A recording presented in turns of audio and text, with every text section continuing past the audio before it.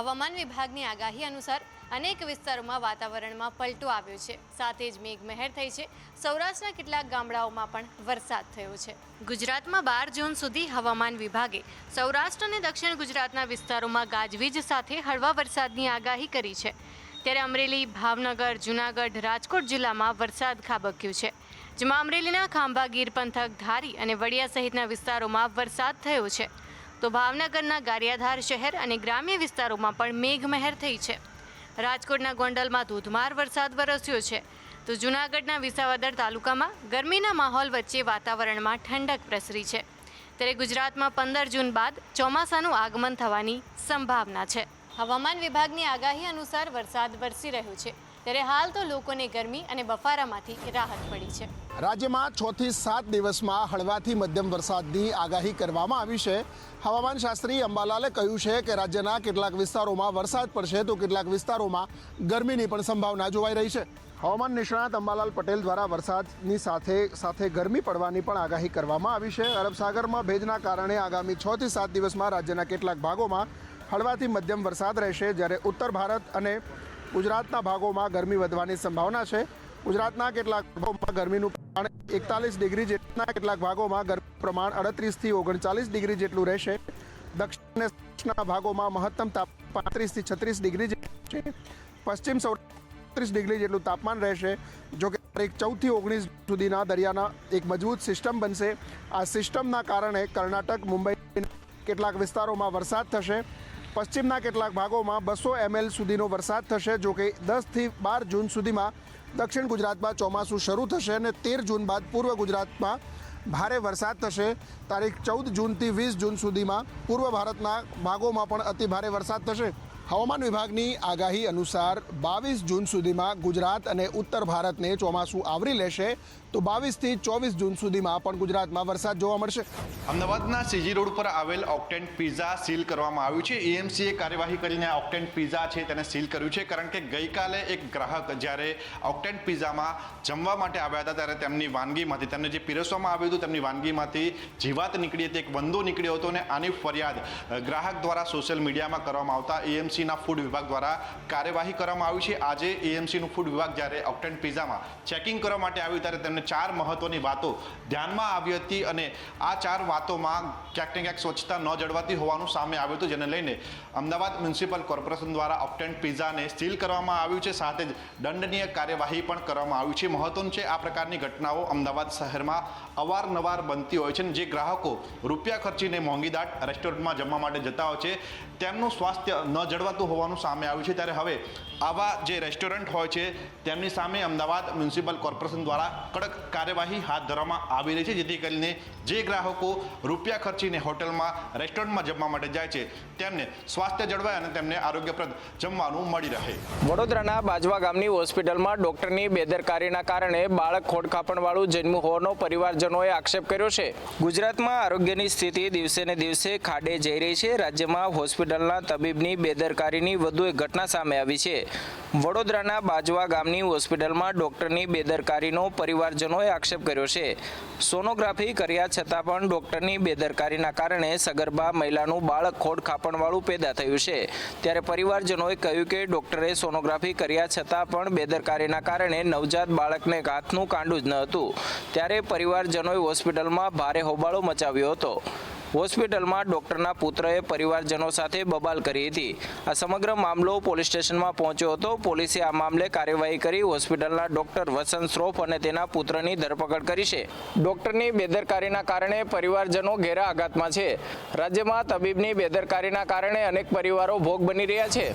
સુમાં પાણી મુદ્દે સરપંચે અનોખો માર્ગ અપનાવ્યો. મહિલા સરપંચે પાણી મુદ્દે રજૂઆત કરવા માટે પરિવાર સાથે પાણી પુરવઠા કચેરીએ પહોંચી અને બાળકોને ત્યાં જ નવડાવ્યા. ઉના તાલુકાના માણિકપુર ગામે છેલ્લા 20 દિવસથી પાણીનો કકળાટ છે. માણિકપુર ગામમાં પ્રાથમિક જરૂરિયાત એવું પાણી 20 દિવસથી નથી આવતું.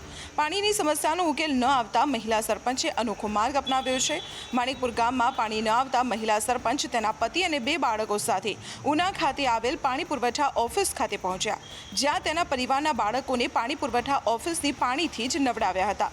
મહિલા સરપંચ ધોવાના કપડાનું પોટલું પણ સાથે લાવ્યા હતા. જોકે વારંવાર પાણી ન આવવાની ફરિયાદ કર્યા છતાં ઉના પાણી પુરવઠા ઓફિસ અધિકારી હજુ ઓફિસ ઉપર ગેરહાજર છે. પાણીની સમસ્યાને લઈને ગ્રામજનોમાં રોષ જોવા મળી રહ્યો છે. માણિકપુર ગામમાં પાણી નહીં આવે ત્યાં સુધી પરિવાર સાથે ધરણાની સરપંચે ચીમકી ઉચ્ચારી છે.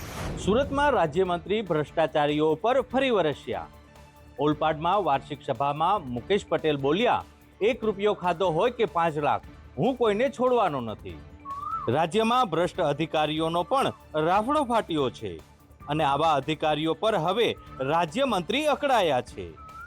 સુરતના ઓલપાડ વિસ્તારમાં વાર્ષિક સભાનું આયોજન કરવામાં આવ્યું હતું. સભામાં સંબોધન દરમિયાન મુકેશ પટેલે ભ્રષ્ટ અધિકારીઓ પર કડક કાર્યવાહી કરવાની વાત કરી છે. મારે કોઈ મંત્રીની અંદર જવું નથી, પણ મારા સભાસદના, મારા ખેડૂતના 1 રૂપિયો ખાતે નહીં છોડવાનું નથી. એ 500 રૂપિયા હોય કે 5000 હોય કે 5 લાખ રૂપિયા હોય, હું કોઈને પણ છોડવાનો નથી. અત્યાર સુધીમાં અનેક એવા અધિકારીઓ ઝડપાઈ ચૂક્યા છે જેઓ કામ કરવા માટે મસમોટી લાંચ માગે છે. આવા લાંચિયા અધિકારીઓ ઉપર બાજ નજર રાખવામાં આવી રહી છે. સુરતના રત્ન કલાકારો માટે જાહેર થયેલા સહાય પેકેજના નિયમોમાં ફેરફાર કરવામાં આવ્યો છે. હવેથી રત્ન કલાકારે પોતે બેરોજગાર હોવાનું પ્રમાણપત્ર શિક્ષણ સહાય માટે આપવું નહીં પડે. હીરા ઉદ્યોગમાં મંદીનો સામનો કરી રહેલા રત્ન કલાકારો માટે સરકાર દ્વારા રત્ન કલાકાર સહાય પેકેજની જાહેરાત કરવામાં આવી છે, જેમાં બેરોજગારીનો સામનો કરી રહેલા રત્ન કલાકારોના સંતાન માટે સ્કૂલ ફી માફીનો સમાવેશ કરવામાં આવ્યો છે. કમિટી દ્વારા સ્કૂલ ફી સહાય માટેના અરજી ફોર્મ અને ચેકલિસ્ટ જાહેર કરાયું છે, જેમાં નવા નિયમ મુજબ શૈક્ષણિક સહાય માટે બેરોજગારીનું પ્રમાણપત્ર આપવાની જરૂર રહેશે નહીં. આ પેકેજ અંતર્ગત રાજ્ય રત્ન કલાકારો છેલ્લા 1 વર્ષથી સંપૂર્ણ બેરોજગાર હોય તેમના સંતાનોના શૈક્ષણિક વર્ષ 2025-26 માટે ₹13,500ની મર્યાદામાં 1 વર્ષ માટેની ફી માફી આપવામાં આવશે. 23 જુલાઈ સુધી સહાયની અરજી કરવાની રહેશે. મહત્વનું છે કે રત્ન કલાકારે છેલ્લે જે કંપનીમાં કામ કરતા હતા તે કંપનીનો નામ, નંબર અને ડાયમંડ એસોસિએશનનું પ્રમાણપત્ર આપવું ફરજિયાત રહેશે. સુરતમાં નશાની હાલતમાં બસમાં આતંક મચાવનાર આરોપીને પકડી લેવાયો. પોલીસે આરોપી વિરેન ઠક્કરને મહારાષ્ટ્રથી ઝડપી લીધો છે. સુરતમાં સતત વધી રહેલા ક્રાઇમની ઘટના વચ્ચે હવે એક ચોંકાવનારી ઘટના સામે આવી હતી. BRTS બસમાં યુવકનો ડ્રગ્સના નશામાં વિડીયો સોશિયલ મીડિયા પર વાયરલ થયો હતો, જે બાદ કાર્યવાહી કરવામાં આવી છે. સુરત પોલીસે આરોપી વિરેન ઠક્કરને મહારાષ્ટ્રથી ઝડપી પાડ્યો છે. મહારાષ્ટ્રના 40 ગામથી આરોપીને ઝડપી લેવાયો છે. તપાસ કરતા આરોપીની 2.5 લાખની ઘડિયાળ માત્ર 700 રૂપિયાની નીકળી, જ્યારે 1.5 લાખનો મોબાઈલ પણ 5000નો નીકળ્યો છે. આરોપી સામે 9 જેટલા ગુના નોંધાઈ ચૂક્યા છે. આપને જણાવી દઈએ કે ડ્રગ્સના નશામાં ધૂત ઈસમે સુરતના અડાજણથી કામરેજ જતી બસમાં ચડી ઉત્પાત મચાવ્યો હતો. અમદાવાદમાં ફરી એક વખત ગેરકાયદેસર બાંધકામો પર તવાઈ બોલાવવામાં આવશે. મધ્ય ઝોનની 5 ગેરકાયદેસર બિલ્ડિંગોને તોડી પાડવાની કામગીરી શરૂ કરવામાં આવી. રાજ્યમાં ગેરકાયદે બાંધકામો પર દાદાનું બુલડોઝર ફરી વળ્યું છે.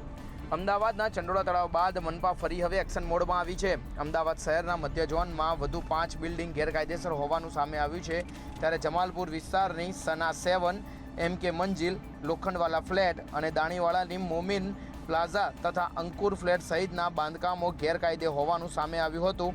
AMCના લીગલ વિભાગે કાયદાકીય પ્રક્રિયા પૂર્ણ કરી છે અને હવે 7 બિલ્ડિંગને તોડી પાડવા માટે પોલીસ બંદોબસ્ત માંગવામાં આવ્યો છે, જે બાદ ડિમોલેશનની કામગીરી હાથ ધરવામાં આવશે.